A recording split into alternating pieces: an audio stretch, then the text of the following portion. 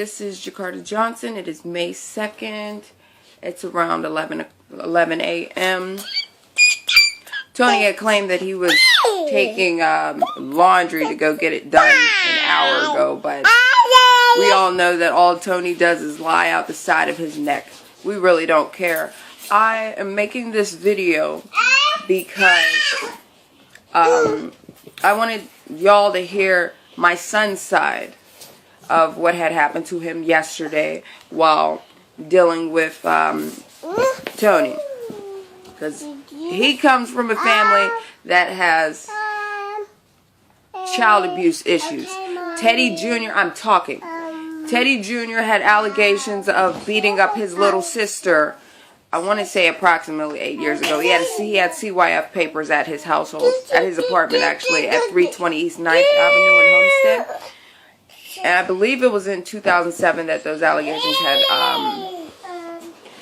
had come and they had investigated and whatnot. And his sister would have only been 9 at the time.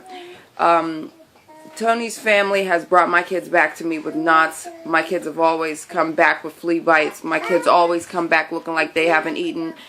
My children come back dirty. But I've got other videos. You can hear about it on there. I want you to hear Bradley's side. So, Bradley, tell me what happened yesterday when Tony told you to throw something away. He hit the back of my head. What did he hit the back of your head with? The tail. He had accidentally, shut up, I'm talking. Anyway, he decided that he was going to whoop my son with a belt because he had told my son to throw something away and my son wouldn't do it. He didn't want to get hit, and he knew if he walked over there he was going to get hit. So he didn't want to do it. Tony gripped him up.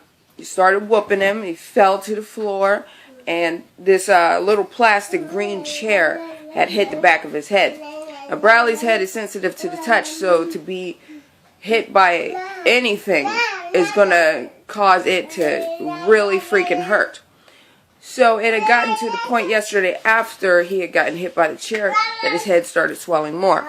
You probably won't see it that well, but Bradley's head over in this area is really swollen.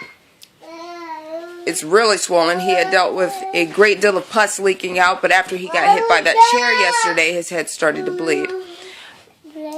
I, right afterwards, had called up my mother and told her that I needed to go to the hospital. Tony wasn't going to go to the hospital because I already let him know that I would be letting the doctors know about the child abuse. Because if he would have never touched my son's head wouldn't have bled.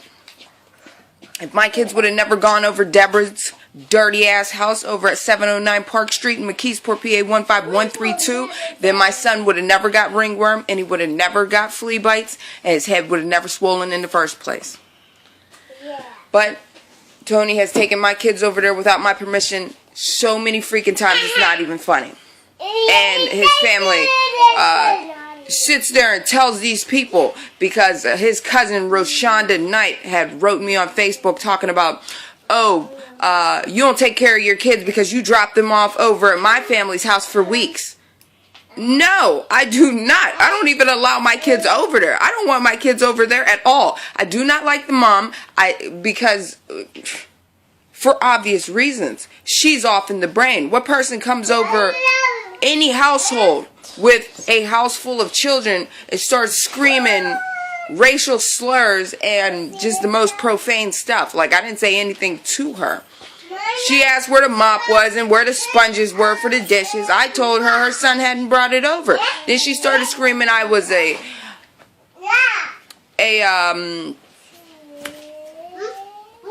penis-sucking nigger. I mean, my kids have heard nigger before from her, so, you know, whatever. But she started screaming all this, and I'm like, you've been off in the brain all your life. And Tony had even told me after he had gotten a message from his brother. His brother had texted him while we were staying at his place. If he had to stay over at his mother's any longer, he was going to murder her he was going to murder the entire family than himself. And he was like, and then Tony had said, oh, well, he knows how mom is. It was all the abuse that dad did. It was like, really? That's not an excuse for why your mom is off in the brain. I mean, she allowed herself to be put in that position.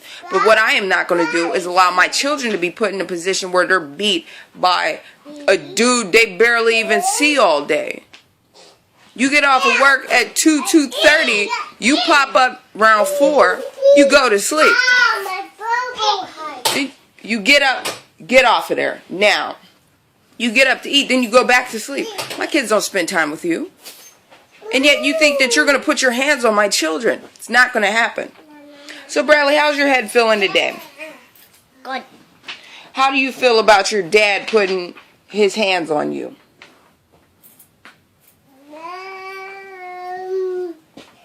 Say bed. Anyway, I will continue this video a little later. My son, I guess he didn't understand the question. But, yeah, this is video documentation. It is May 2nd, 2015, around 11:30 a.m. Thanks.